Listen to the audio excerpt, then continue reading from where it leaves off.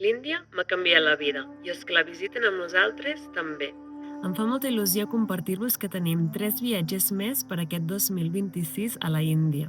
Del 10 al 22 d'octubre, un viatge a Rishikesh, la capital mundial del ioga. Descobriràs aquesta filosofia mil·lenària i la cultura índia. Del 22 d'octubre al 8 de novembre, un viatge d'Ayurveda al sud de la Índia, per fer un panchakarma, una purificació perfecta per millorar la teva salut. I l'últim de l'any, del 21 de novembre al 6 de desembre, un viatge a l'Himalaya indi, aquí on vivim, una zona poc turística per fer una travessa fàcil de 4 dies pels prats alpins anomenats Alivendi Bugyal. Aquests són viatges que no trobaràs enlloc més, perquè els hem dissenyat nosaltres per tu, perquè puguis viure l'Índia més enllà de monuments i prejudicis, uns viatges que et canviaran la manera de viure. Escriu-nos i t'enviem tota la informació.